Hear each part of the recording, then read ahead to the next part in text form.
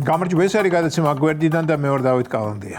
ამას წინათ საღამო საათებში მქონდა ბედნიერება ჩვენი მზისა და ვარდების ქალაქის შუაგულში გამოსეირნა და მე ხილა იმ გულანთებული ადამიანების ფუსფუსი, რომლებსაც საქართველოს ტკივა, ვინც უკანასკნელ ბასტიონს წარმოადგენს აგრესორი რუსების წინააღმდეგ, ვისაც სჯერა რომ უკრაინაში ომი ჩვენი გულისთვის მიდის და ვისაც ესმის თუ რა გამოუსწორებელ ზიანს აყენებს ივანიშვილი მთელ კაცობრიობას იმით, რომ არ მიდის და პირადად არ ათავისუფლებს დემოკრატიის შუქურას, რომელსაც ჩვენ ყველა ვიცნობთ მიხეილ სააკაშვილის სახელით.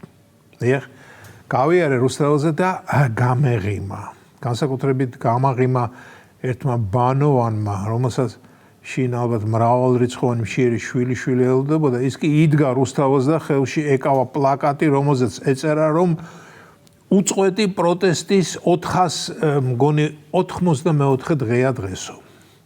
რა სწრაფად გარბის დრო გავიფიქრე ჩემთვის და წარმოვიდგინე ის ჩვენი დაუღალავი პროტესტანტები როგორი გულის ფანცქალით ელოდებიან უწყვეტი აქციების საიუბილეო თარიღს, მე-500 დღეს.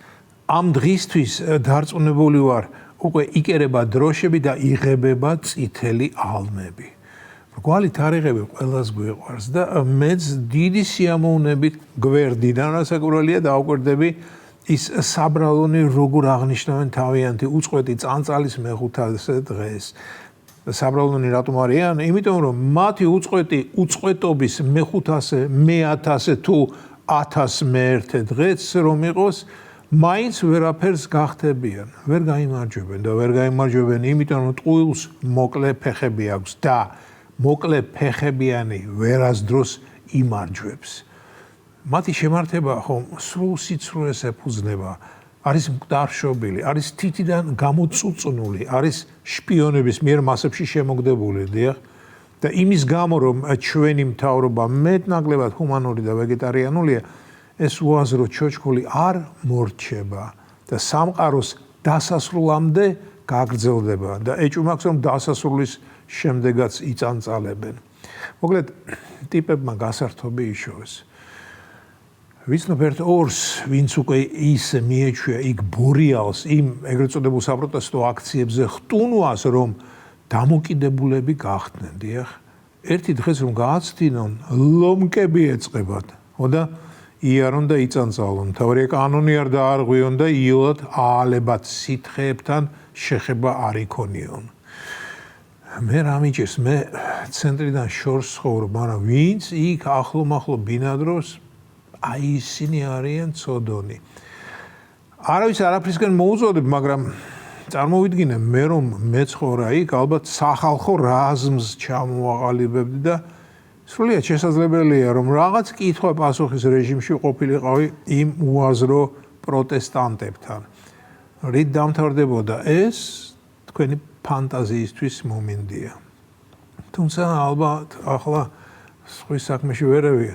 ალბათ იქაურებს ეს არ აწუხებთ. შეეგუენ და სრულიად შესაძლებელია, როდესაც პროტესტუტები, უკაცრავად პროტესტანტები იგვიანებენ ან არ იკრიბებიან, ნერვიულობენ კიდეც. რამე ხომ არ დაემართათ იმ საწყლებსო. ახლა ღლიცინებ მეგობრებო, თუმცა სიტუაცია საღლიცინო არ არის, მძიმე შემთხვევაა.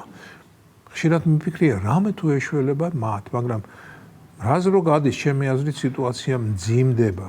ამას წინათ ველაპარაკე ახლობელს და მან მითხრა, იცი რა დავითო, აი იმ უნიათოების მესმისო, უბრალოდ იმათი მესმის, ვინც ამაში ფულს იღებს და ბოროტიენები ამბობენ, რომ რიგი მაწანწალებისა ამ ყოველდღიურ წანწალში რაღაც თანხას იღებენ. ანუ ეს წანწალი ზოგიერთებისთვის შემოსავლის წყაროდ იქცა და ამ მძიმე და ცვალება დროს ეს არაა გასაკვირი და დასაძრახიო. მაგრამ აი ვისიც არ მესმის, ეს მათი ვინც იქ ალალი გულით და ყოველგვარი გასამჯელოს გარეშე დადისო. მე კი უპასუხე რომ მე მათიც მესმის მეთქი. ერთობა ხალხი, ახალ ადამიანებს იცნობენ.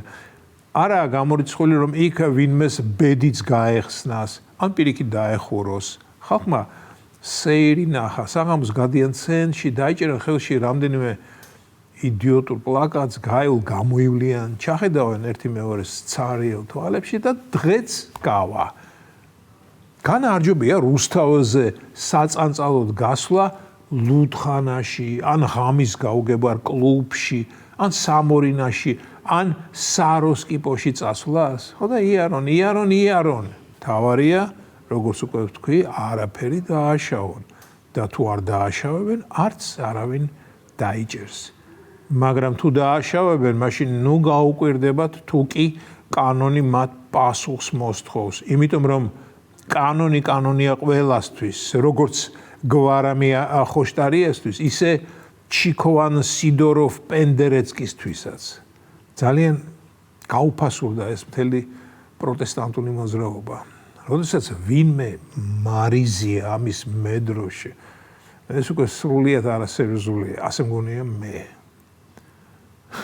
როგორ უჭირთ საბრალოებს, რომ მარიზი სამარა დარჩნენ, მარიზი და მარიზელების. ისე კი ტყუილად ვიცინით. ნახავთ, მოვა საკრალური 2028 წელი და ნაცები აუცილებლად შეიყვანენ მარიზს საარჩევნო სიებში.